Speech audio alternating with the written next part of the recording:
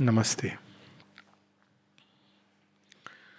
We are into Sri Aurobindo's life through his poems because they give us the inmost insight into what is Sri Aurobindo's inner and inmost life. Of course, there will always be something which remains unknowable.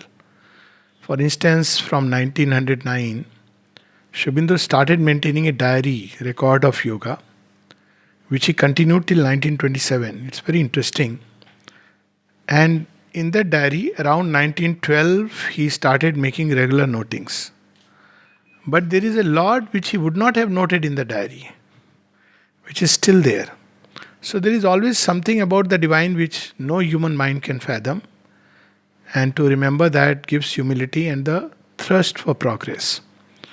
In 1913, Sri Aurobindo was given a program. The program was given earlier, but noted in 1913. Program came in 1910, but later on in 1913, Sri Aurobindo writes a program which has been given by the world master for the yoga. It's a yoga, a new path, a path of divine perfection, a territory which none has trod. And that program, known as Yog Chatusht, is basically the sevenfold perfection of being, and in each area of perfection there are four dimensions or four aspects that makes it perfection. So they are not on seven planes, but they are sevenfold perfection. You can use that word. So when Sri Aurobindo starts practicing, very evidently when he saw the program, as he said that before the mother's coming, I could help myself, but I couldn't help others, because that is such a if you just read the program, it looks like a near impossibility for any human being to arrive even at one of the perfections and even one aspect. For instance, just the Shanti, Samata Chatushti, first aspect is Shanti.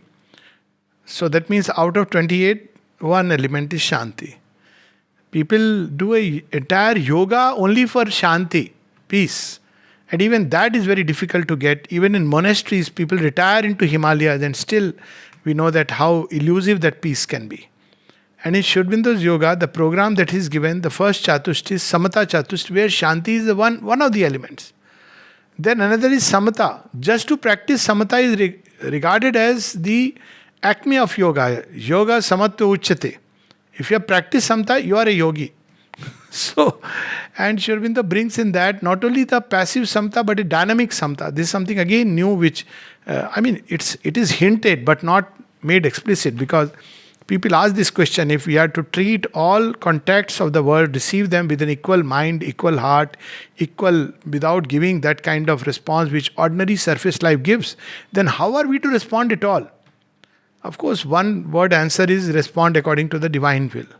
But to reach that point, so there is the dynamic samatha. Then, just the samatha chatusht, shanti is not complete until there is sukham and hasyam. So we can imagine that just one element of perfection at all the levels, not just at one level, requires such a detailed practice. And Sri Aurobindo, obviously, he was the pioneer, he is the forerunner, he is the pathfinder. So he had to undertake that work. But along with Sri Aurobindo, as we know, people had started coming, people had joined, and he would hardly speak about what he is doing to anyone. This Yog Chatusht, etc., have been found later on. All the records of yoga. He was not telling anybody what he is doing. People would just see him sitting in trance with open eyes and very reticent. Once in a while, few words exchanged. And all this, we must remember, in the middle of a town, which was called as a ghost town. And it was called as a ghost town. You see, we have heard about Shiva starting his thing in Shamashan. So actually Pondicherry at that time, 1910, 1911, 1912, was regarded as a Shamashan Bhumi. And the reason is that till 6 o'clock, people would be little bit moving around. But after 6, there was no question of anyone moving around in Pondicherry because of the hooligans, the gundas. They had a field play. So it was known as a ghost town. After 6 o'clock, to move into the territory was dangerous. But of course, Sri Aurobindo and those who came with him were regarded as revolutionaries. So people must have, I presume, kept an arm's length. After all, revolutionaries are revolutionaries. But nevertheless, that was the reputation of the town. So literally on a Shamshan Bhumi, Sri Aurobindo comes and starts reconstructing Bedpuri.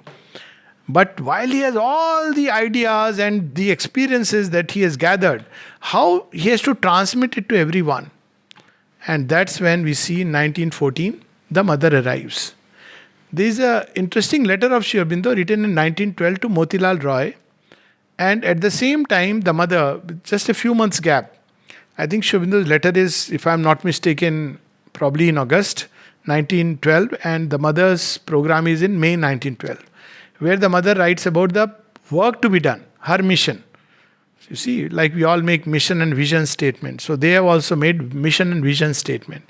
So Sri Aurobindo mentions it in a letter to Motilal Roy and the mother in a conversation talk in Paris. And they are absolutely same, just the words are here and there naturally little different. But basically same. And it's very clear right then that it is going to be a collective yoga where ultimately sons of children of God to create a new earth, new heaven, all this is there. New race of the sons of God. This is what is very clear right from there. But how to make, where are those people who are ready even to aspire for this yoga? Forget about, or aspire for any yoga, because human life is too busy with its natural normal round, what it calls as a normal round of eat, drink and be merry. Most people not even be merry, it is just eat and drink. And if people can eat and drink, they feel, great about it. It's a very sad state of affairs.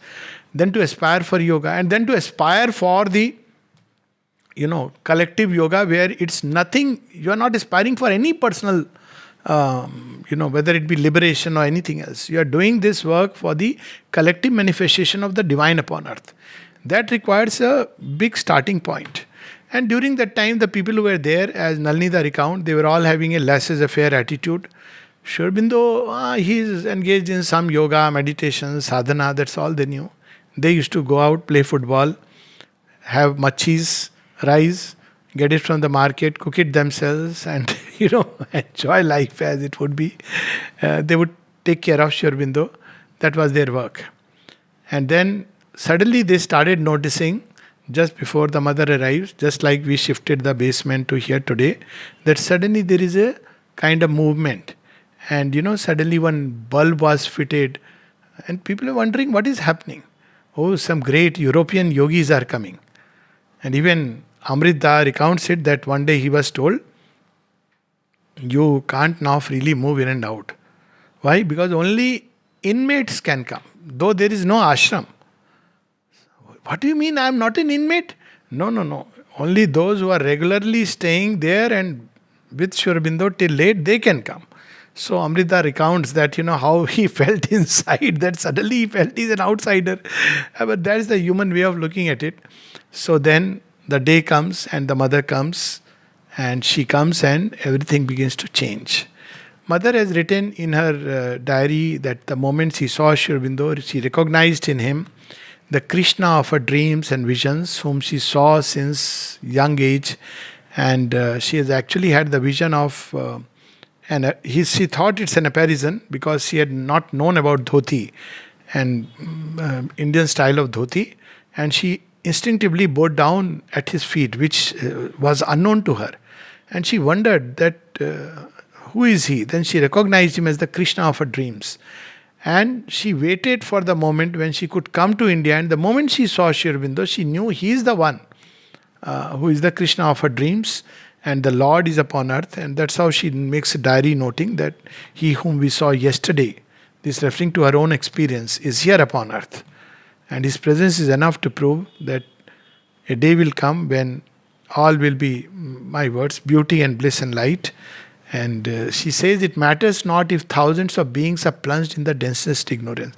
That prayer is so inspiring because whenever we lose heart, we should remember we should never lose heart in any way, in any case. Because when divine is on earth, when we say Kan Kan mein Bhagwan hai, I don't know why we lose heart. Because truly if God is in every element of creation, what is there to lose heart? But yet, if at all we have to say something, we should know that Look at the mother's experience of that time, Shamshan Bhumi Pondicherry, when all over the world there is dense darkness. First World War, clouds are already beginning to gather. At that point of time, what does she say? It doesn't matter if thousands of beings are there. What power in those words. The mother would often say, what a power he embodied within himself. And that power with which he could say that whoever leaves his body in Pondicherry, he would straight away come to my place. He doesn't go to the abode of death. And the mother asks him, regardless of his internal state, because this was the case of Mridu, who was a lady with a very volatile temperament, anger prone, would get into suicidal mood swings. And Shiva Aurobindo said, yes, it doesn't matter what state or condition one is in. And the mother recounts this incident and says, what a tremendous power that he manifested upon earth. And yet this power was held back like Shiva in his trance. Nobody knew what he is carrying. But then when mother comes, what happens? So people often ask, has Shiva Aurobindo written anywhere anything? Shiva Aurobindo has his sense of humor and a way of communicating. He will not write like this. Oh, when mother came, this is what I saw. He would express somewhere or the other. For instance, in Savitri he describes. For instance, in some of his letters he passingly describes. But one of the best descriptions that I have found is in one of his poems called Shiva. There are two poems by the name Shiva, and why it is relevant is because there is a picture of Shiva Aurobindo you must have seen where his dhoti is a little below the knee. And one can see that there is an ugra tapasya that has gone on. And the mother says, when in the West people would ask for a picture, she would say, send them this picture, because they relate divinity with Christ who has sacrificed. They can't understand the divinity of Krishna. Because someone wanted to send that picture where he's royally sitting on the sofa. They can't understand it. They understand the divinity of Christ where he is sacrificed. And this is the time when Shiva Aurobindo looks like he's coming out of his ascetic mood. In that intense ascetic mood where nothing really mattered except the one goal. So there are two poems, Shiva, and we'll read these two. Now here, one poem is titled The Inconscient Creator. Now why this is again relevant is, you would have seen a painting of the mother, where the mother is, the form which is there inside is like Shiva Aurobindo. And the mother says the divine emerging from the inconscient. That is the title she has given. So Shiva Aurobindo, who is Shiva Aurobindo? He is the one who has plunged himself. He is the supreme, that part of the supreme which plunged itself into the inconscient to follow the entire trail of evolution. That's why he is the leader, the pioneer at each and every stage of Earth's evolutionary history. He's there. But he's the original one who went inside and he is following the whole trail. That's why Shiva Aurobindo could write in Essays on the Gita that the divine is not just conducting affairs from above. He enters into the flow and flux of creation.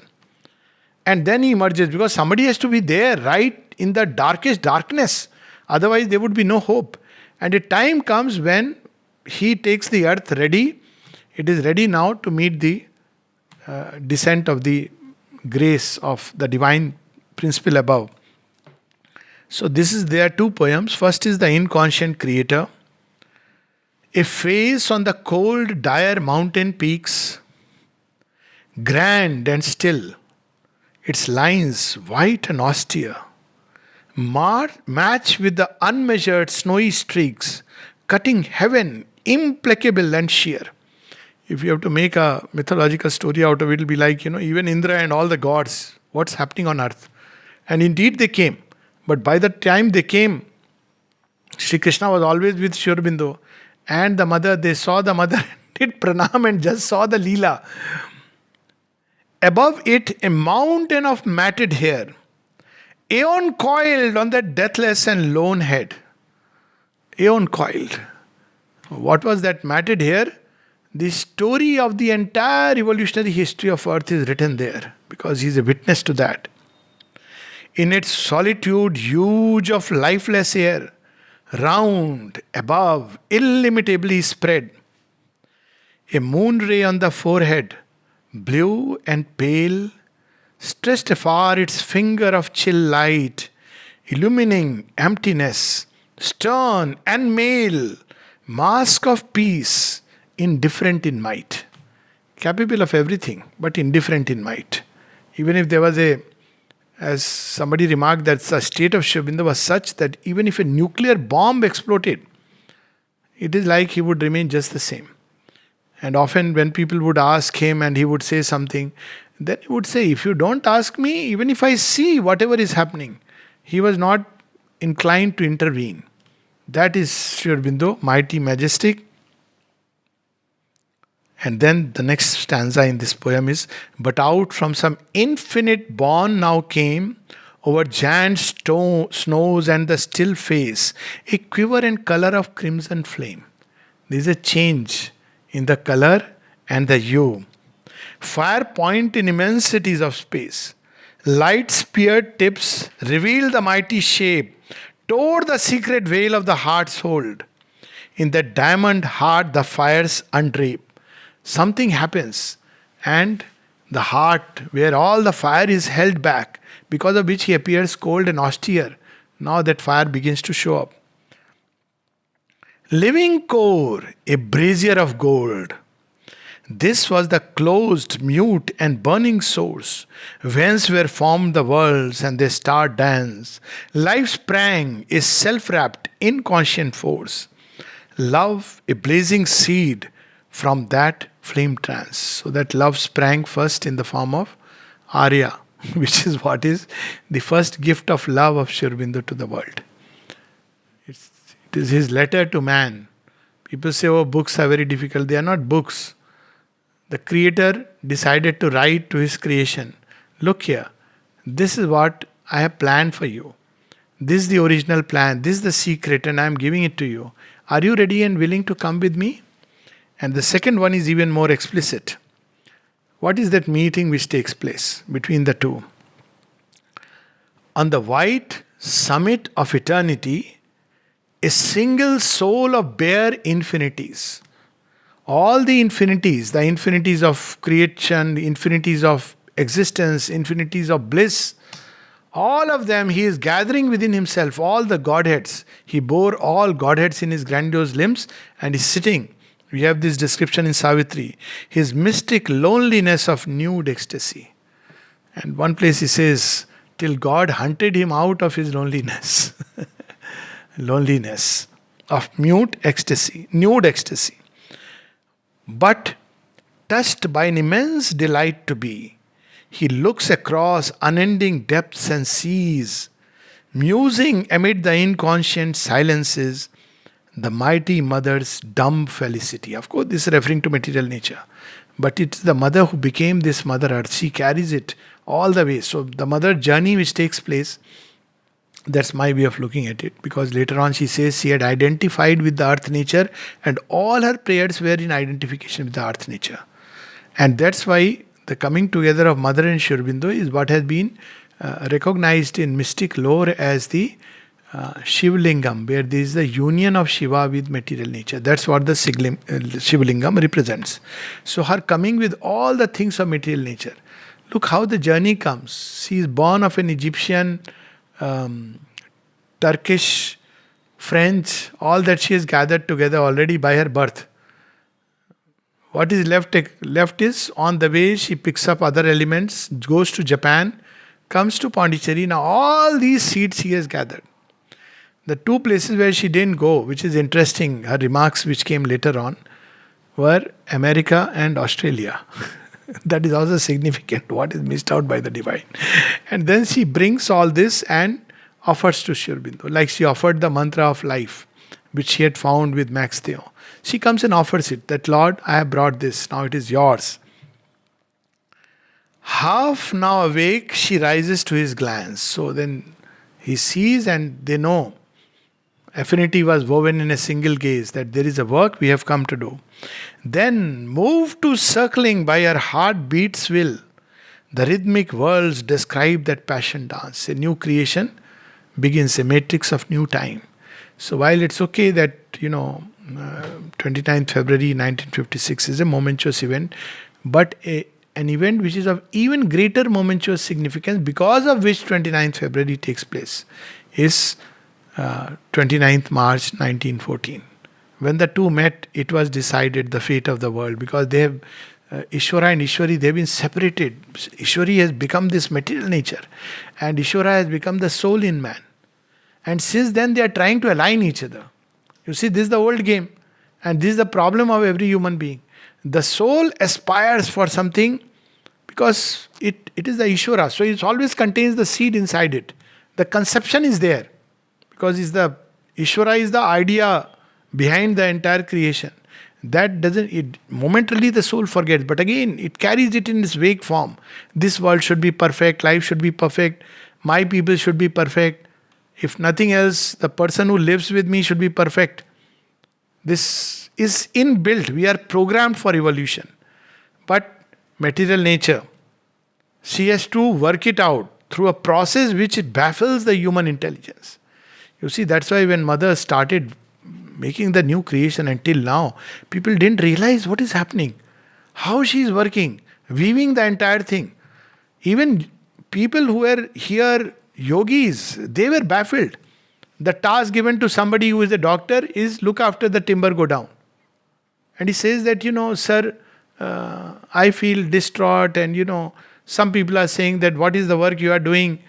Wouldn't you have been better off at the dispensary? And Sri Aurobindo says, no, because of you, the timber go down is saved. Another person says, I am a Jain, I can't kill, bugs in the court.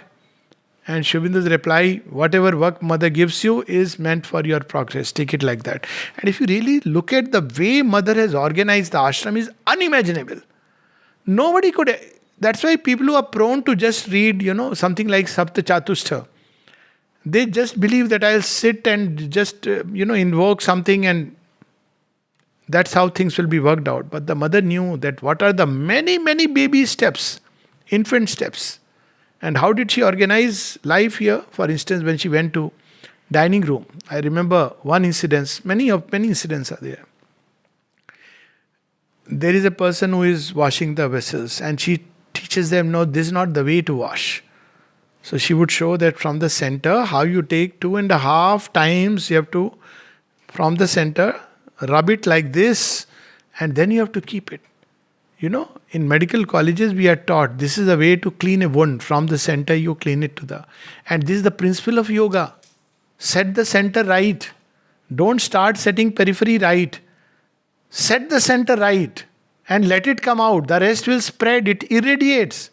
But without that power, you just can't clean. So she was at once teaching everything at different levels. On the other hand, what was her way of teaching? Bareness and asceticism is not the way of the yoga. There was another person in dining room. I won't name him. So he used to sleep on what is that called? On an ordinary mat, and for his pillow he would use a brick.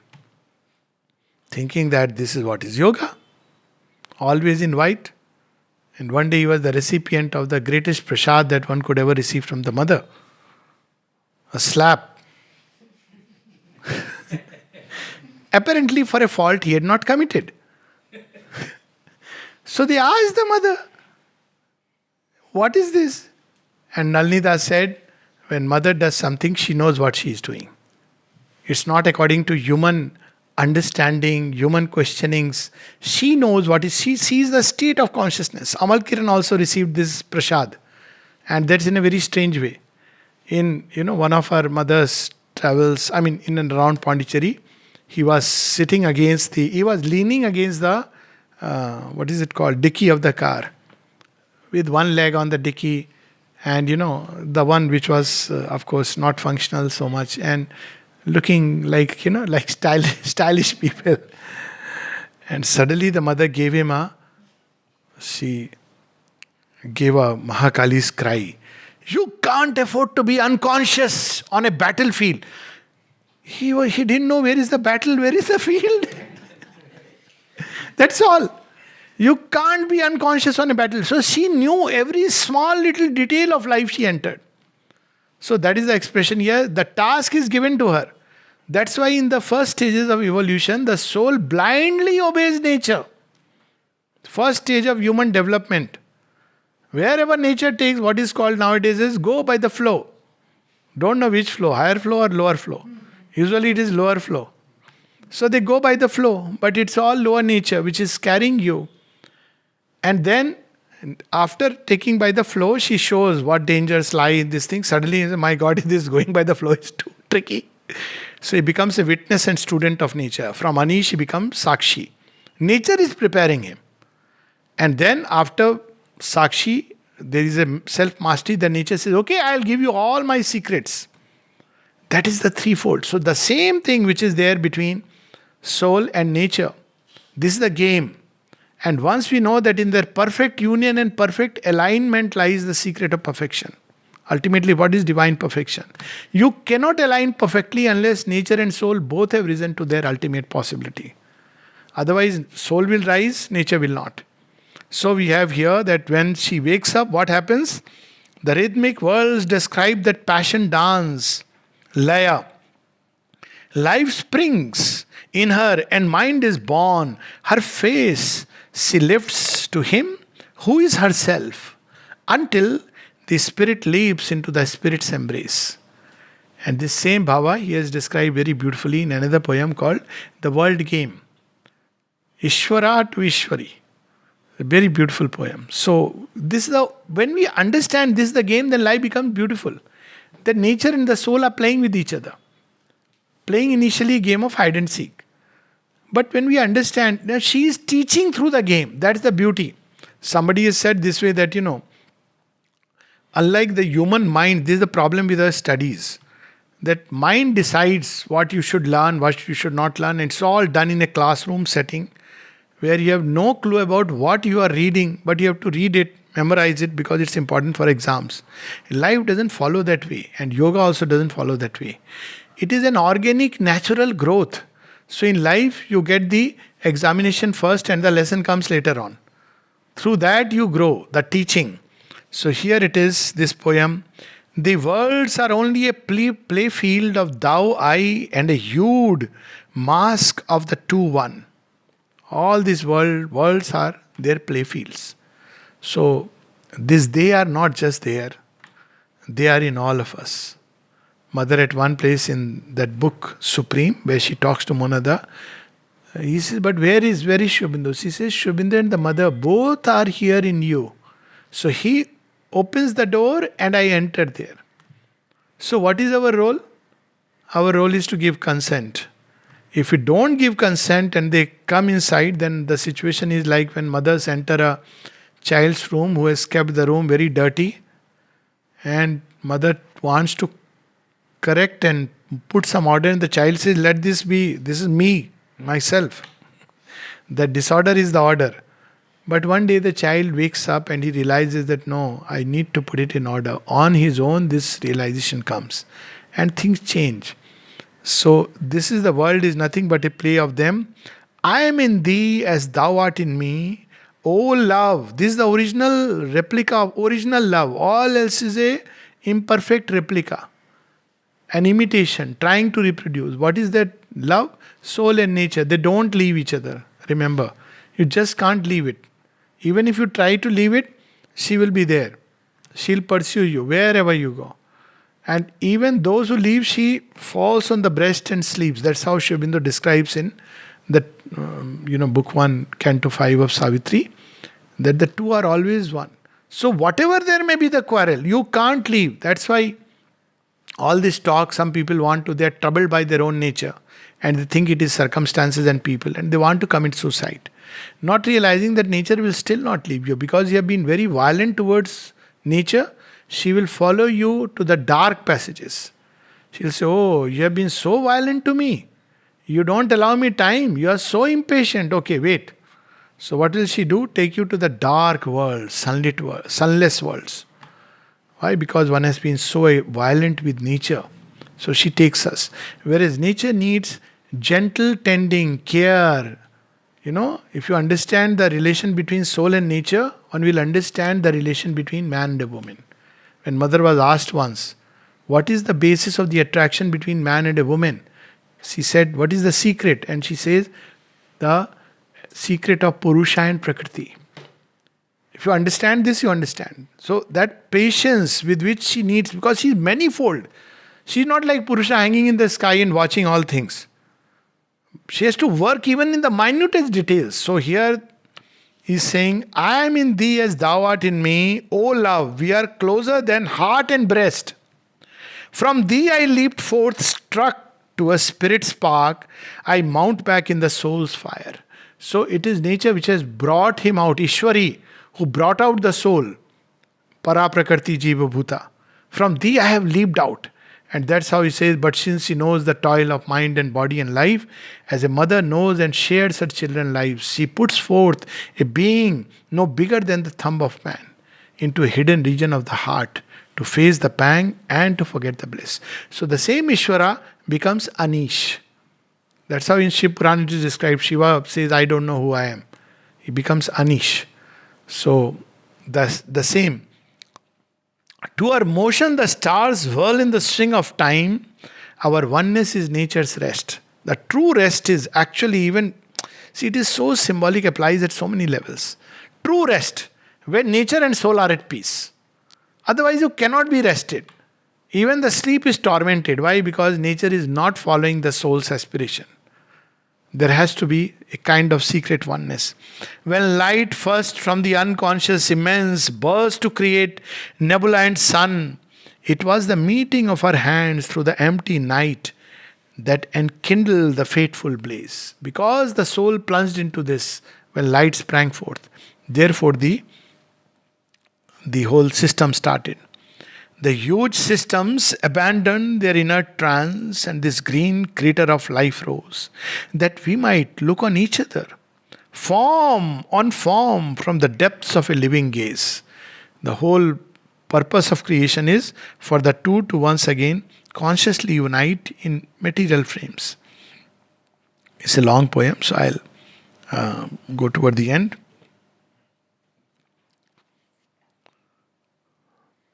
So what is the future of this great work, great play that has started? This play seems to be never ending. Only there are how many sets we have already played, we don't know. And only thing is it starts with love all, but ends with success and defeat. Which should not be. It should end with love all. But it starts with love all. Then it is I am ahead, you are ahead. So it carries on for lives. And not life, millions of years and billions of years. And what will... When mind pinnacled, as a sea with a sea joins, or limbs with limbs, and as wakings delight with sleeps.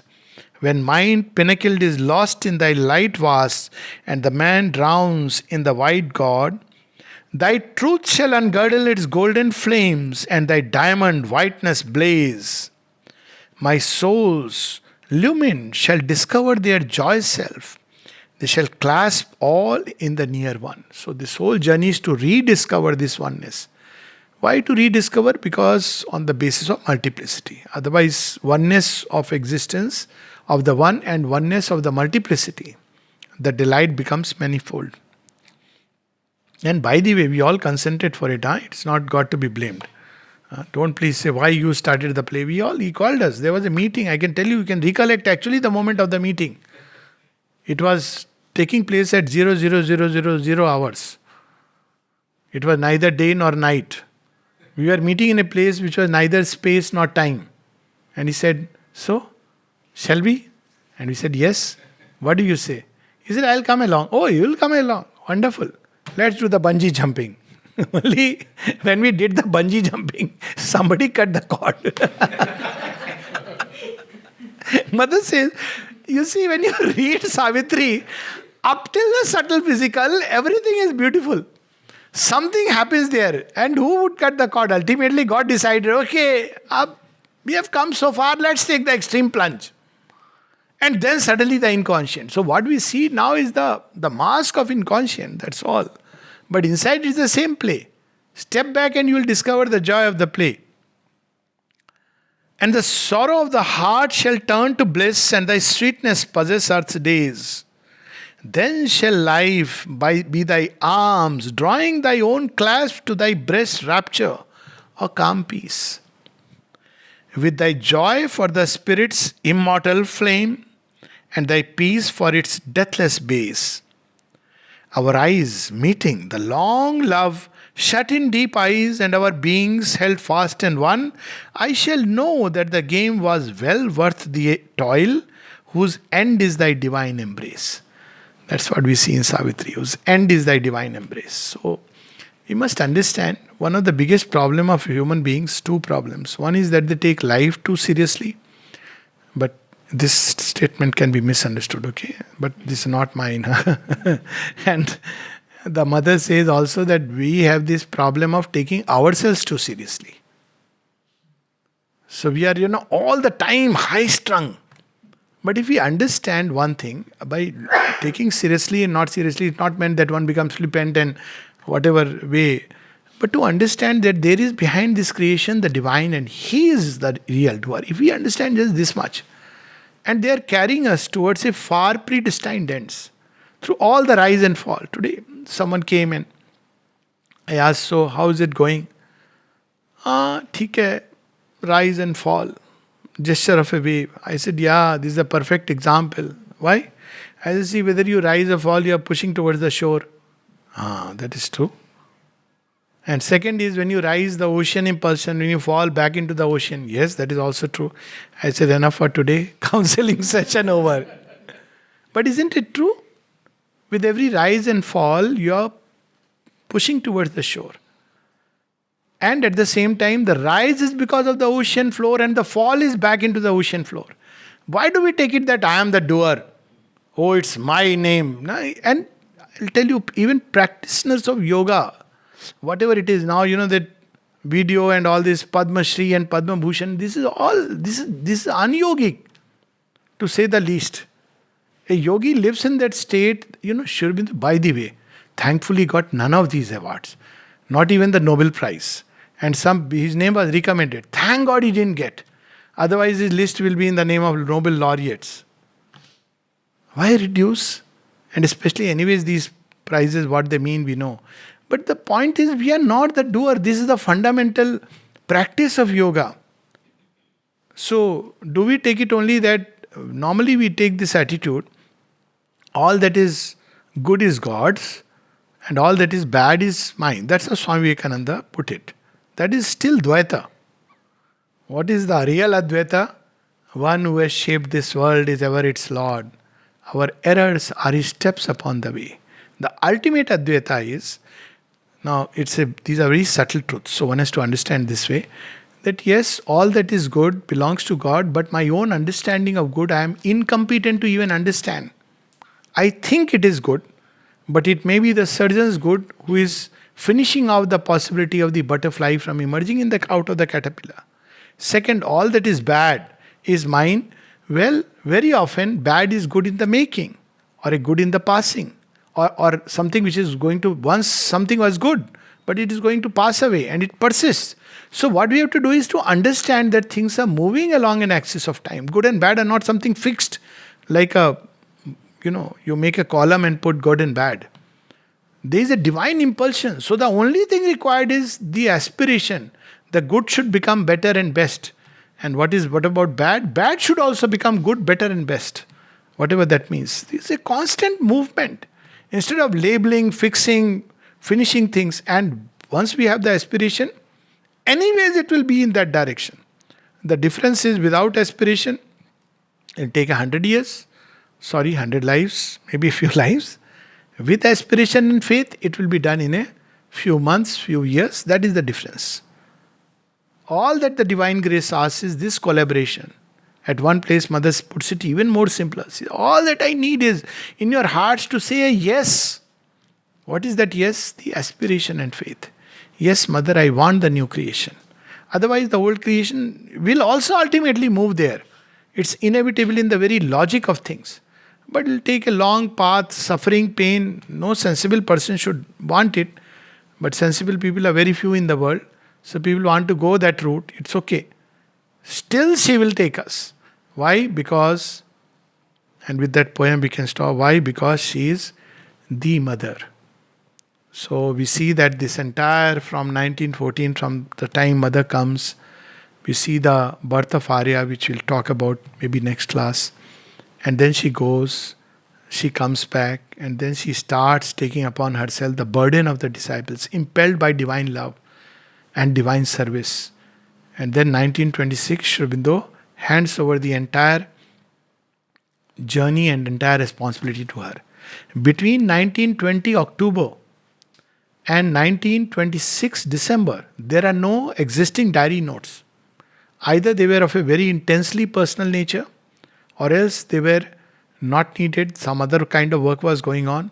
1920 November, the mother shifted into the, officially, which was part of the ashram. Not ashram was not there, but a building which was taken up by Sri Aurobindo in his name. I think it was Raghavan House. And from November 24th, when she has shifted to that building, till November 1926, we know things happen. After 1926, 24th November, the Siddhi day. From December, Sri Aurobindo starts the diary notes, and they all end up in October 1927. The mother is in the forefront. Then all that the yoga was open to the mother, turn to the mother, receive the mother, and he makes it so simple. At one place he says, remember that the mother loves you. Base your life on this one single truth. Sir, have you mistaken? We love the mother. No, you can't love the mother. Mother loves you. Just imagine. Just remember this, and the rest will be done. And that's the poem we'll stop with. That what is the hope? People often ask. Why? Because they don't know the mother. That's why they ask. At one time, even with regard to reference to the ashram, people were asking. All kinds of things happen everywhere, like any organizations have their own issues. So they asked, but do you think which way things will go? I said, very simple. It is the mother's creation. Don't try to understand it by the mind. Why she does, what happens is beyond the human comprehension. You can't put it into slots. There is a constant pressure to grow. And as long there is one person with faith and aspiration, it will, as long as the supramental creation has not manifested, it is bound to be a tremendous, to say the minimum help to everyone who is an aspirant. I'm not speaking of the organizational aspect, whether you are in the institution as an enrolled inmate or not. That is not. Institutions are like outer frames are bound to change. That is a part of the evolutionary journey, but it's inner truth. What was the basis on which the ashram started? What really is the ashram? Sri Aurobindo says that, people started and they started gathering around him. At first a few, then people would sometimes take all the way. This is written in one of the letters. Sri Aurobindo writes that they are coming from all over. Some of them are, because he was staying on the first floor and he wouldn't see. So people were climbing to have a peep from the window. That was the state. To have a peep from the window. To just take an audience. And why? He knew. I am applying to the share market. Please, you have the Trikala Drishti we have heard. That was happening. Human nature, human beings are human beings. So, wherever they were genuine, he was always admitted. So, this continued. Then people started gathering because, wherever there is the lotus, bound to be discovered, even if you are in the mud and the mire. And so they started coming. Sri Aurobindo describes how the ashram was formed. He says there was no intention or plan ever of having an ashram. And the word was used only for want of a better word. And why? Ashram comes from the root shram. It is a labor of a different kind. So how did the ashram start? Neither willed nor planned. People came and they wanted mother to take complete, to depend completely on Mother and Sri Aurobindo. So they just took charge. They said, okay, they want to live here and practice the yoga. So they started. It was very spontaneous, organic, natural. It was not like, okay, I'm going to, like mental creations. You will see people raise money because they want to form an ashram, build an ashram. So first they build a structure, material structure, isn't it? Then they make everything. Then some people will go and start living there. Have you realized this is an artificial way of creating? That's never how life operates. How does life operate? Seed is put inside a womb of darkness. And then it blossoms through all the challenges. So the seed was put, Sri Aurobindo comes, the mother comes in a Shamshan Bhumi. And today that Shamshan Bhumi is a tourist hub. World over, you will not find a place. Pondicherry tourism has not paid me any money to advertise. But actually, you won't find a place which is as cosmopolitan, both horizontally and vertically, as Pondicherry. Nowhere in the world you will find. And truly, it's just an education, even at the most material level. Again, I have not been to the places, but I believe all kinds of cuisines are here, all kinds of human beings with all kinds of languages. If somebody would make a study of the number of languages spoken just in Pondicherry, it is amazing. So, started with a Samshan Bhumi. See, this is how creations are made. They are not made like, okay, we'll buy a plot, we'll build a place, and now, we'll have. I have seen such places also. They count for nothing. They have a building which is empty and hollow. But this is how it sprang. And what really initiated the process, how Sri Aurobindo introduced the mother to everybody, we all know. The first book that came out in 1927 is The Mother. Here in one small poem, and the poem's name is The Mother of God. People often ask, no? How was God born? No, it's really this. You see, it's very interesting. In the name itself, it's implicit. What do you call God in normal Sanskrit, which is so Paramatma, Parameshwara? Ishvara is Aishwarya, power, effulgence, all that. Splendor, highest power. Paramatma, the highest soul, the supreme soul. Where did it come from? Now the moment you say Aditi, infinite consciousness. You see, infinity, there can be nothing beyond infinite. So it is inbuilt. It is the infinite consciousness, infinite force, to which you can give any number of names and no name. Yet that is the origin of all things. So she is the mother of God. This is what Sri Aurobindo writes even in The Mother. Even the Sachidananda is because of her, the womb of all things. Even in the Rig Veda, that story means that 10th mandala where there is a state which is beyond day and night, gods are not there, being, non-being, nothing. How does it start? It says there was an impulsion. Some would call it desire, some would call it will. Where did that impulsion come from? That is the Divine Mother, that stir. A conscious and eternal power is here. Behind unhappiness and mortal birth. He is not denying there is unhappiness, there is mortality and the mortal birth. And the error of thought and blundering trudge of time. The mother of God, his sister and his spouse. There are interesting stories in the Purana to that effect. Why sister? Because they are one. Twins. Two in one. Why spouse? Because the Ishvara, ideative, Ishwari, she conceives and then gives form to all that she conceives. She is the one who receives that idea truth. And then she gives birth. Without him, I exist not. Without me, he is unmanifest. So at once, that's why when somebody would ask Mother, Dilip Kumar Roy, Mother, I have heard you and Sri Aurobindo are very good friends. Now, she will reply depending on the state of consciousness. So she said, Sri Aurobindo calls me Mother. Sri Aurobindo would always address her as Mother. She's at once the mother, sister and spouse. All these. It is our human mind that understands a very limited meaning from all these terms. Because human mind puts everything in slots. That is the problem of the human mind, not of the divine. Daughter of his wisdom, of his strength the mate, she has leaped from the transcendent's secret breast to build her rainbow worlds of mind and life. All that she knows is the command to create, and she creates infinitely. Why? Because she is infinite. How can there be a limited creation? That's why you will see one of the big problems between the masculine and the feminine is. Masculine buys a house, everything, and then he expects 2-3 plates, khane pine ka jo bhi. But the feminine energy will fill it with things when Man will say it's not necessary. No, no, no, it's not about necessary. What if some guest come? What if this comes? And the place will very soon become full. Because that's the inevitable way the feminine energy works. It's not about, they are two very different.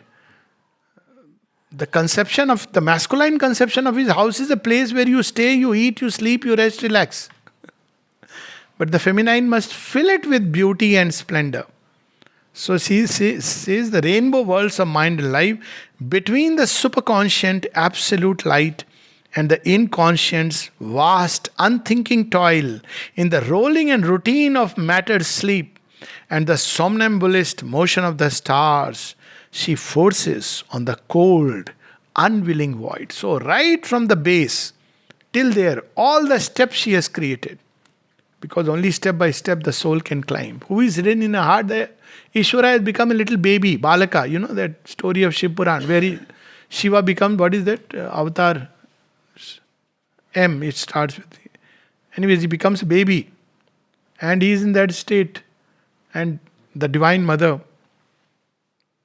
carries him to his breast. So, Ishvara has become a teeny weeny little soul, spark. She also says, okay, he can't touch me. So I must become nature, limited nature, material nature. And then carries step by step all the steps she has already built for the child to climb.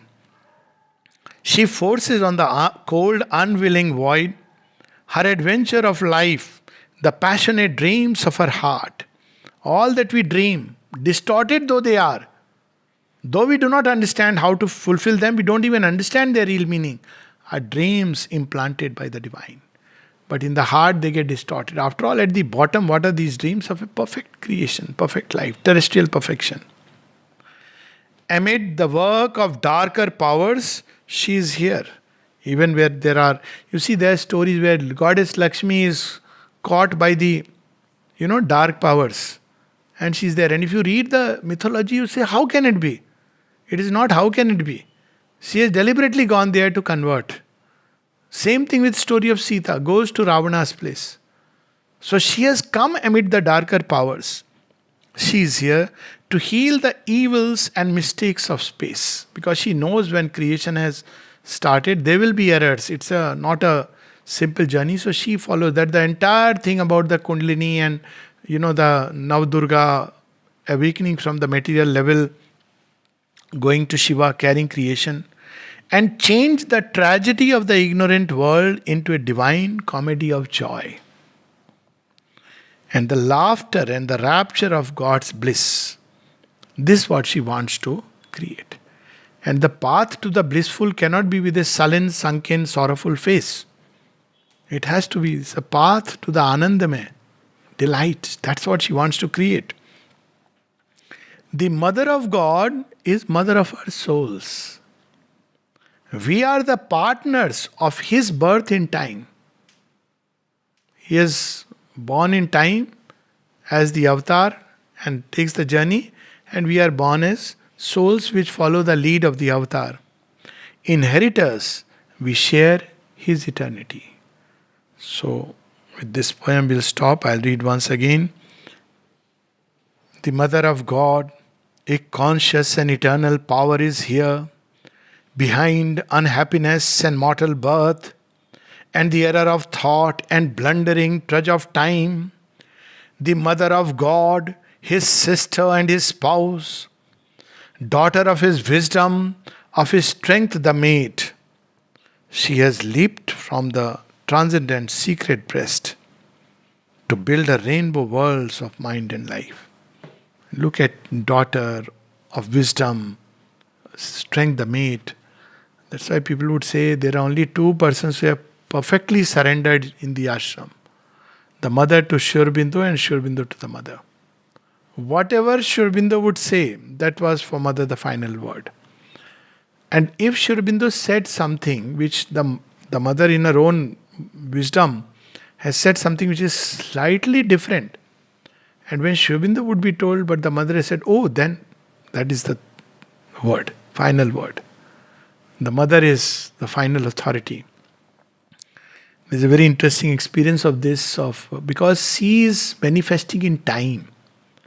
That's the beauty. So that to avoid misunderstanding, when Chotnarayan wanted to write a biography of Sri Aurobindo, and he wrote, and it was sent to Sri Aurobindo. So I forget who had taken it, but it came back, and the person said Sri Aurobindo kept his Himalayan silence. So he took it that it is not to be written. He kept it aside. Then after a couple of decades, in 60s, again this matter came up. Why don't you write? He said, no, Sri Aurobindo has refused, so there is no question of my writing it again. And then he sees in the dream, Sri Aurobindo is present, and there is soup which he takes to Sri Aurobindo, and Sri Aurobindo says, give it to everybody. And he says, but you have to make it prasad. Now, when this matter was told to mother said, yes, he should write it. That was the... And he's in a, dilemma. How can Sri Aurobindo say no and the mother is saying yes? So he was caught in a dilemma. That night he has the dream. And then Sri Aurobindo dips his toe, takes a little in his finger and tastes it. And then he says, distribute it now. Very clearly giving the indication that this is a prasad now. You see, these are three books on Sri Aurobindo's life, which are directly touched by the mother and Sri Aurobindo. One is Sri Aurobindo's Life Unique by Rishabh Chand. Mother had asked him to write it. The second one is Adventure of Consciousness by Sat Prem, written largely for the Western audience, and the mother says Sri Aurobindo is standing behind, he is inspiring you. And the third one is Chotnarayan Ji's Hindi biography of Sri Aurobindo. If anyone wants to read this amazing book, it's class apart, because Sri Aurobindo has made it a prasad. So you see, it may look like Sri Aurobindo said no and the mother said yes, but it's like the manifestation in time. That's what is given to her. What is now no may turn yes the next moment. That is the beauty of mother's working. She is not bound or fixed by any rule. So, between the superconscient absolute light and the inconscient's vast unthinking toil, in the rolling and routine of matter's sleep and the somnambulist motion of the stars, she forces on the cold, unwilling void her adventure of life, the passionate dreams of her heart. Amid the work of darker powers, she is here to heal the evils and mistakes of space and change the tragedy of the ignorant world into a divine comedy of joy. And the laughter and the rapture of God's bliss. The Mother of God is Mother of our souls. What more does one need? We are the partners of His birth in time, inheritors. We share His eternity. Turn to the mother is what he said after all those years of all the sadhana. To the sadhaks, he simply said, turn to the mother, open to the mother. And at the end, he says, all who are turned to the mother are doing this yoga. Namaste.